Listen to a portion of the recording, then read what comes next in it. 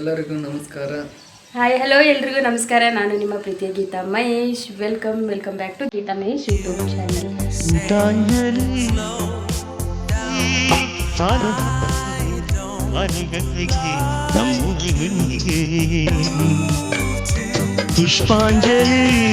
So I hope ಎಲ್ಲರೂ ಚೆನ್ನಾಗಿರ್ತೀರ. ನಾವು ಆರಾಮಾಗಿದ್ದೀವಿ.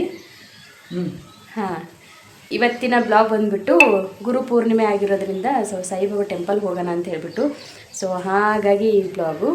ಸೊ ಅದಕ್ಕಿಂತ ಮುಂಚೆ ನನ್ನ ಸಾಯಿಬ್ರು ಇವತ್ತು ಆಲ್ರೆಡಿ ಎಲ್ಲಿ ಹುಲಿಗೆಮ್ಮ ಟೆಂಪಲ್ಗೆ ಹೋಗಿ ಬಂದರು. ಬೆಳಗ್ಗೆ 12 ಗಂಟೆಗೆ ಹೋಗಿದ್ರಲ್ಲ, ರಾತ್ರಿ 12 ಗಂಟೆಗೆ ಹೋಗಿ ಬೆಳಗ್ಗೆ 4 ಗಂಟೆಗೆ ಎದ್ದು ದರ್ಶನ ಮುಗಿಸ್ಕೊಂಡು ಸೊ ಇವಾಗ ಬಂದರು. ನೆಕ್ಸ್ಟ್ ಇವಾಗ ನಾವು ಸಾಯಿಬಾಬಾ ಟೆಂಪಲ್ಗೆ ಹೋಗಬೇಕು. ವಿಶೇಷ ಪೂಜಾ ಅದಾವೆ, ಏನೇನೋ ಅದಾವೆ ಸಾಯಿಬಾಬಾ ಟೆಂಪಲಲ್ಲಿ. ಏನೇನು ಅದಾವಪ್ಪ?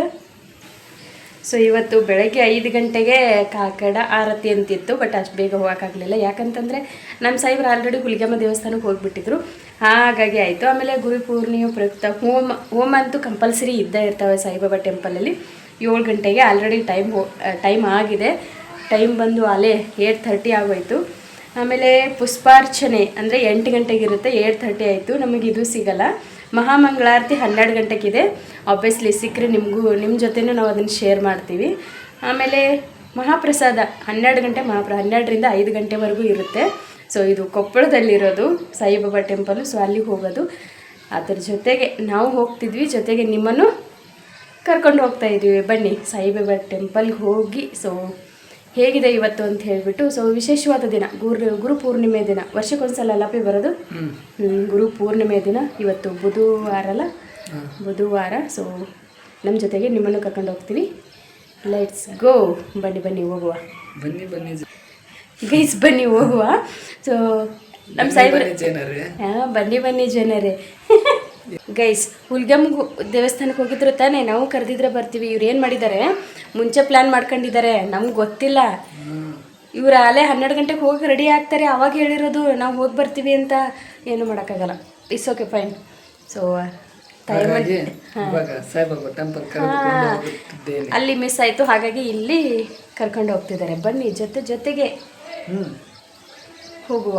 ಸೊ ತೋರಿಸ್ತೀನಿ ಬನ್ನಿ. ನಾನು ಇವಾಗ ಸಾಯಿಬಾಬಾ ಟೆಂಪಲ್ಲಿ ತುಂಬ ಚೆನ್ನಾಗಿ ಅಲಂಕಾರ ಮಾಡಿರ್ತಾರೆ. ಇವತ್ತಂತೂ ಗುರು ಪೂರ್ಣಿಮೆ ದಿನ ಅಲ್ಲ. ಸೊ ಆಬ್ವಿಯಸ್ಲಿ ಗುರುವಾರ ಯಾವಾಗಲೂ ಮಾಡ್ತಿರ್ತಾರೆ, ಬಟ್ ಇವತ್ತಂತೂ ಸ್ವಲ್ಪ ವಿಶೇಷನಲ್ಲ. ಸೊ ಹಾಗಾಗಿ ಬನ್ನಿ ಹೋಗುವ. ಆಲ್ರೆಡಿ ನಮ್ಮ ಸಾಯಿಬ್ರು ಟಿಫಿನು ಮುಗಿಸ್ಕೊಂಬಂದ್ಬಿಟ್ಟವ್ರೆ ದಾರಿಯಲ್ಲಿ.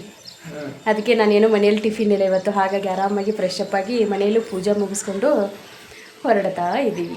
ಅಲ್ಲಿಂದ ನಮ್ಮಂಬಾರಿ ಎತ್ಕೊಂಡು ನಾವು ಹೊರಟಿರೋದು ಸೊ ಮಾರ್ಕೆಟ್ ಕಡೆಗೆ. ಯಾಕಂದರೆ ಹಣ್ಣು ತೊಗೋಬೇಕಿತ್ತು, ದೇವಸ್ಥಾನಕ್ಕೆ ಹೋಗೋದಲ್ಲ. ಸೊ ಹಣ್ಣು ತೊಗೊಳ್ಳೋಣ ಅಂತ ಹೇಳ್ಬಿಟ್ಟು ಮಾರ್ಕೆಟಿಗೆ ಬಂದ್ವಿ. ಸೊ ಇಲ್ಲಿ ಏನಕ್ಕೂ ಬೇಡ ಅಂತ ಅನಿಸ್ತು, ತೊಗೊಲಿಲ್ಲ ಹಣ್ಣು. ಮಾರ್ಕೆಟ್ ನೋಡ್ರಿ, ಫುಲ್ಲು ಹೂವು ಹಣ್ಣು ಎಲ್ಲನೂ ಮಾರ್ಕೆಟಲ್ಲಿ ಅಲ್ಲೇ ತುಂಬಿಟ್ಟಿದೆ. ಸೊ ನಾವು ಅಲ್ಲಿಂದ ಬನಾನ ತೊಗೊಂಡ್ಬಿಟ್ಟು ನಾವು ಹೊರಟಿದ್ದು ದೇವಸ್ಥಾನದ ಕಡೆಗೆ. ನೋಡಿ, ಇಲ್ಲಿ ಒಂದು ದೇವಸ್ಥಾನದ ಸಾಯಿಬಾಬಾ ಟೆಂಪಲ್ಗಿಂತ ಮುಂಚೆ 1 ಕಿಲೋಮೀಟ್ರ್ ಆಗೋಷ್ಟು ಇಲ್ಲೆಲ್ಲ ಡೆಕೋರ್ ಮಾಡಿದ್ದಾರೆ. ಲೈಟಿಂಗ್ಸ್ ಆಗಲಿ, ಬಾಳೆಕೊಂಬ ಎಲ್ಲನೂ ಹಾಕಿದ್ದಾರೆ. ನಾವು ಅಲ್ಲಿ ಹಣ್ಣು ಮಾತ್ರ ತೊಗೊಂಡ್ಬಂದ್ವಿ, ಹೂವನ್ನ ತೊಗೊಂಡಿರಲಿಲ್ಲ. ಹಾಗಾಗಿ ಹೂವು ತೊಗೊಳ್ಳೋಣ ಅಂತ ಹೇಳ್ಬಿಟ್ಟು ಇಲ್ಲಿ ಹೂವು ತೊಗೊಂಡ್ವಿ. ಸೊ ಇಲ್ಲಿ ಹೂವನ್ನು ಇವತ್ತಂತೂ ಭರ್ಜರಿ ಕಾಸ್ಟ್ಲಿ ಬಿಡಿ. ಸೊ ಇವಾಗ ಇರಲಿ, ಪರವಾಗಿಲ್ಲ. ಸೊ ಗುರು ಪೂರ್ಣಿಮೆ ವಿಶೇಷ ಏನಪ್ಪ ಅಂತಂದರೆ, ಆಷಾಢ ಮಾಸದ ಹುಣ್ಣಿಮೆ ದಿನವನ್ನು ಗುರು ಪೂರ್ಣಿಮೆಯಾಗಿ ಆಚರಿಸಲಾಗುತ್ತದೆ. ವೇದಗಳನ್ನು ವಿಭಾಗಿಸಿ ಮಹಾಭಾರತ ಮತ್ತು ಪುರಾಣಗಳನ್ನು ಲೋಕಕ್ಕೆ ನೀಡಿದ ಕಾರಣ ಅವರನ್ನು ಆದಿಗುರು ಎಂದು ಗೌರವಿಸಲಾಗುತ್ತದೆ. ಈ ದಿನ ತಮ್ಮ ಗುರುಗಳಿಗೆ, ಶಿಕ್ಷಕರಿಗೆ ಮತ್ತು ಜ್ಞಾನ ನೀಡಿದ ಎಲ್ಲರಿಗೂ ಕೃತಜ್ಞತೆ ಹೇಳುವಂತಹ ದಿನ. ಸೊ ಗುರುಗಳಿಗೆ ಅಂತಲ್ಲ, ಫಸ್ಟಿಗೆ ಮೊದಲೇದಾಗಿ ತಂದೆ ತಾಯಿಗಳಿಗೆ ಕೃತಜ್ಞತೆ ಸಲ್ಲಿಸುವ ದಿನ ಇವತ್ತು. ಹಿಂದೂ, ಬೌದ್ಧ ಮತ್ತು ಜೈನ್ ಧರ್ಮಗಳಲ್ಲಿ ಕೂಡ ಗುರು ಪೂರ್ಣಿಮೆ ಒಂದು ವಿಶೇಷ ಮಹತ್ವವಿದೆ. ಜೀವನದಲ್ಲಿ ಅಜ್ಞಾನದಿಂದ ಜ್ಞಾನದತ್ತ ಕರೆದೊಯ್ಯುವ ಪ್ರತಿಯೊಬ್ಬರಿಗೂ ಕೂಡ ಗುರು ಪೂರ್ಣಿಮೆಯ ಹಾರ್ದಿಕ ಶುಭಾಶಯಗಳು.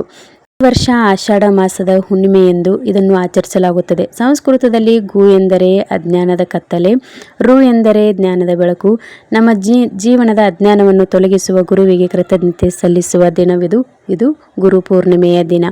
ಸೊ ನೀವು ಯಾವ ದೇವಸ್ಥಾನಕ್ಕೆ ಹೋಗಿರ್ತೀರ, ಅಲ್ಲಿ ಗುರು ಬ್ರಹ್ಮ, ಗುರು ವಿಷ್ಣು, ಗುರು ದೇವ ಮಹೇಶ್ವರ, ಗುರು ಸಾಕ್ಷಾತ್ ಪರಬ್ರಹ್ಮ, ತಸ್ಮೈ ಶ್ರೀ ಗುರುವೇ ನಮಃ ಅಂತ ಹೇಳ್ಬಿಟ್ಟು ಮಂತ್ರನ ಜಪ ಮಾಡಿ. ಸೊ ಎಲ್ಲರಿಗೂ ಒಳ್ಳೆಯದು.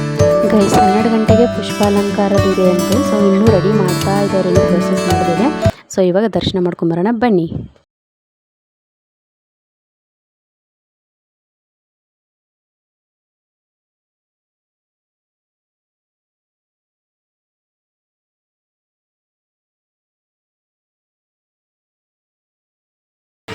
ಗೈಸ್ ನೋಡಿ ಎಷ್ಟು ಚಂದ ಅಲಂಕಾರ ಮಾಡಿದ್ದಾರೆ. ಎಲ್ಲ ಕಡೆ ಹೂವಿನ ಅಲಂಕಾರನೇ ಇರೋದು. ಇಷ್ಟು ಬಾಳೆ ಎಲ್ಲಿ ಈ ಥರ ಎಲ್ಲ ಕಟ್ಟ್ಯಾರಲ್ಲ, ಇದೇ ಚೆನ್ನಾಗಿ ಕಾಣಿಸ್ತಿರೋದು ಇಲ್ಲಿ. ಇದು ಮೇಲೆಲ್ಲ ಹೂವಿನ ಅಲಂಕಾರ ಎಷ್ಟು ಚಂದ ಮಾಡ್ಯಾರ ನೋಡ್ರಿ ಇಲ್ಲಿ.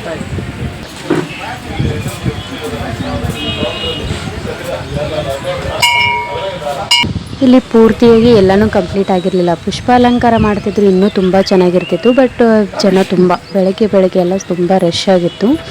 ಸೊ ಇನ್ನೊಂದು ಸ್ವಲ್ಪ ನೋಡ್ಕೊಳ್ಳುವ ಅಂತ ಅಂದ್ಕೊಂಡಿದ್ರೆ ಅಲ್ಲಿ ಪ್ಲೇಸ್ ಇರಲಿಲ್ಲ. ಯಾಕಂದರೆ ಒಂದು ಸುತ್ತ ಹಾಕಿ ರಿಟರ್ನ್ ಮತ್ತೆ ಕೆಳಗಡೆ ಬರಬೇಕಿತ್ತು. ಸೊ ಇಲ್ಲಿ ಹೂವು ಏನೇ ತೊಗೊಳಕ್ಕೆ ಹೋದರೂ ಒಂದು ಅರ್ಜೆಂಟಲ್ಲಿ ಕಳಿಸ್ತಾನೆ ಇದ್ರು, ಬಿಕಾಸ್ ತುಂಬ ಜನ ಇತ್ತು. ಸೊ ಪುಷ್ಪ ಅಲಂಕಾರಕ್ಕಂತ ಹೇಳಿದ್ನಲ್ಲ, ಸೊ ಈ ಥರ ರೆಡಿ ಮಾಡ್ತಿದ್ದಾರೆ ನೋಡಿ ಇಲ್ಲಿ. ಸೊ ಇಲ್ಲಿ ಅವರು ದರ್ಶನ ಮಾಡಿಸ್ಕೊಂಡು ಬರ್ಬೇಕಾದ್ರೆ ಎಲ್ಲ ಓಕೆ ಪೊಲೀಸ್ ಅಕ್ಕ ಬಂದುಬಿಟ್ರು ನೋಡಿ. ಸೊ ಏನು ಮಾಡೋಕ್ಕಾಗಲ್ಲ, ಹಾಗೆ ನಿಂತು ಸ್ವಲ್ಪ ದರ್ಶನ ಮಾಡಿಕೊಂಡು ನಾವು ಕೆಳಗಡೆ ಹೊರಟಿವಿ. ಯಾಕಂದರೆ ಜನ ಕೇಳಲ್ಲ. ಸೊ ಹೇಗಿದ್ದರೂ ಬೇಕೇ ಬೇಕು, ಅವ್ರ ಅವಶ್ಯಕತೆ ತುಂಬ ಇರುತ್ತೆ. ಸೊ ಅವ್ರು ಬಂದುಬಿಟ್ರು, ಇನ್ನು ಸರಿ ಹೋಗಲ್ಲ ಅಂತ ಹೇಳ್ಬಿಟ್ಟು ನಾವು ಅಲ್ಲಿಂದ ದರ್ಶನ ಮುಗಿಸ್ಕೊಂಡು ಕೆಳಗಡೆ ಬಂದುಬಿಟ್ವಿ. ಗೈಸ್ ಫೈನಲಾಗಿ ದರ್ಶನ ಮುಗಿಸ್ಕೊಂಡು ಹೊರಗಡೆ ಬಂದ್ವಿ. ಇಲ್ಲಿ ಮಾವನ ಪೂಜೆ ನಡೀತಾ ಇದೆ. ಗೈಸ್ ನೋಡಿ ಗುಡಿನ ಎಷ್ಟು ಚಂದ ಅಲಂಕಾರ ಮಾಡಿದ್ದಾರೆ ಅಂತ. ತುಂಬ ಜನ ಇದ್ದಾರೆ. ಸೊ ಹಾಗಾಗಿ ಪೂರ್ತಿ ಎಷ್ಟಾಗುತ್ತೆ ಅಷ್ಟು ದರ್ಶನ ಮಾಡಿಸಿದ್ದೀನಿ. ನಾವು ದರ್ಶನ ಮಾಡ್ಕೊಂಡು ಬಂದ್ವಿ. ಬಟ್ ತುಂಬ ರಶ್ ಇದೆ ಒಳಗಡೆ. ಸೊ ಈ ಥರ ಚೆನ್ನಾಗಿ ಅಲಂಕಾರ. ಸೊ ಇಲ್ಲಿ ಪ್ರಸಾದ ಇಟ್ಟಿದ್ದಾರೆ, ಪ್ರಸಾದ ತಗೊಳ್ಳುವ. ಗೈಸ್ ಇಲ್ಲಿ ದೇವಸ್ಥಾನದಲ್ಲಿ ಪ್ರಸಾದ ಟೈಮ್ ಬಂದ್ಬಿಟ್ಟು 12 ಗಂಟೆ, ಇನ್ನೂ ಲೇಟ್ ಇದೆ. ಬಟ್ ಮನೆಯಿಂದ ಮಾಡ್ಕೊಂಬಂದಿರೋಂಥ ಪ್ರಸಾದ ತುಂಬ ಜನ ಮಾಡ್ಕೊಂಬಂದಿದ್ದಾರೆ. ಇಲ್ಲಿ ಇಟ್ಟಿದ್ರು, ಮತ್ತು ನಾವು ಆ ಕಡೆ ಹೋದ್ವಿ, ಅಲ್ಲಿಯೂ ಬಂದು ಕೊಡ್ತಾಯಿದ್ರು ಪ್ರಸಾದನ. ಮನೆಯಿಂದ ತುಂಬ ಜನ ಮಾಡ್ಕೊಂಬಂದಿದ್ದಾರೆ. ಗೈಸ್ ಹೂವು ಪ್ರಸಾದ. ಸೊ ಎಷ್ಟು ಚೆನ್ನಾಗಿ ಎಲ್ಲ ಲೈಟಿಂಗ್ಸ್ ಹಾಕ್ಯಾರ. ಬಟ್ ಇದು ಈವ್ನಿಂಗ್ ಟೈಮ್ ಚೆನ್ನಾಗಿ ಕಾಣಿಸೋದು, ಇವಾಗ ಅಷ್ಟು ಅನ್ಸಲ್ಲ ನೋಡಿ. ಎಲ್ಲ ಕಡೆ ಲೈಟಿಂಗ್ಸ್ ಹಾಕಿದ್ದಾರೆ. ಅಲಂಕಾರ ಮಾತ್ರ ಸೂಪರಾಗಿದೆ ನೋಡಿ ಇಲ್ಲಿದೆ. ಸೊ ಈಗ ದರ್ಶನ ಮುಗಿತು. ನೆಕ್ಸ್ಟ್ ಅಲ್ಲೊಂದು ಟೆಂಪಲ್ ಇದೆ, ಅಲ್ಲಿ ಹೋಗೋಣ ಬನ್ನಿ ಇವಾಗ.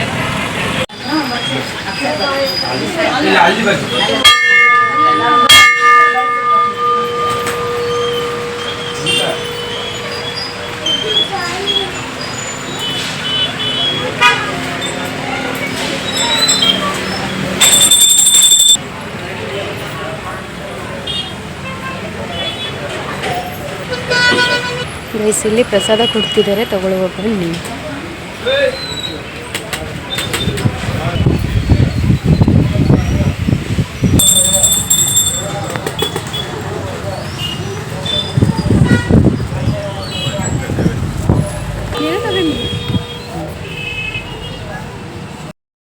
ಗೈಸ್ ಫೈನಲಿ ಪ್ರಸಾದ ತಗೊಂಡು ದೇವ್ರ ದರ್ಶನ ಆಯಿತು.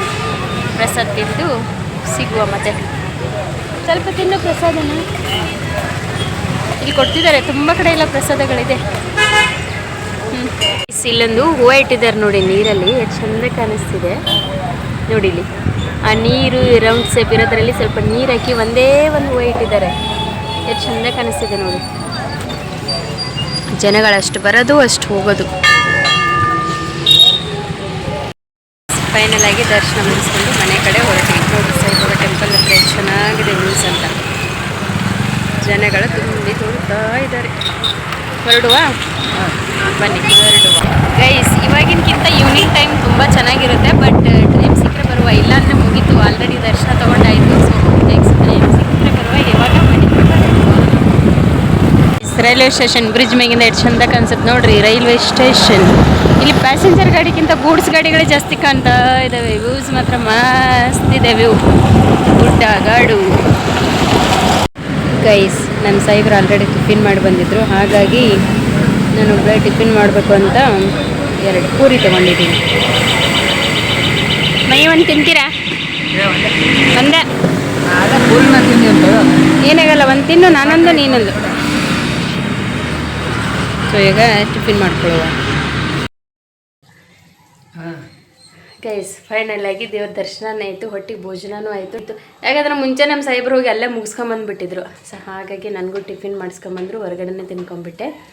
ಸೊ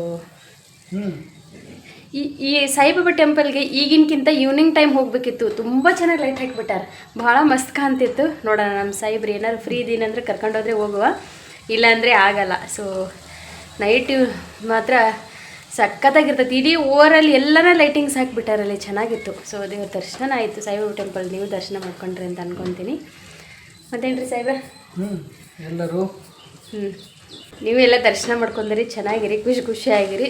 ಸೊ ಐ ಹೋಪ್ ಈ ಬ್ಲಾಗ್ ಎಲ್ಲರಿಗೂ ಇಷ್ಟ ಆಗೈತೆ ಅಂತ ಅನ್ಕೊತೀನಿ. ಇಷ್ಟ ಆದರೆ ಹೆಂಗಿತ್ತು ಸಾಯಿಬಾಬಾ ಟೆಂಪಲ್ ಅಂತ ಹೇಳ್ಬಿಟ್ಟು ಕಮೆಂಟ್ ಮಾಡಿ, ಲೈಕ್ ಮಾಡಿ, ಮತ್ತು ನನ್ನ ಚಾನೆಲ್ನ ಸಬ್ಸ್ಕ್ರೈಬ್ ಮಾಡ್ಕೊಳ್ಳಿ. ಸೊ ನೆಕ್ಸ್ಟ್ ಬ್ಲಾಗಲ್ಲಿ ಮತ್ತೆ ಸಿಗುವ ಎಲ್ಲರಿಗೂ. ಬಾಯ್ ಬಾಯ್ ದೊಡ್ಡ ಮಂದಿ.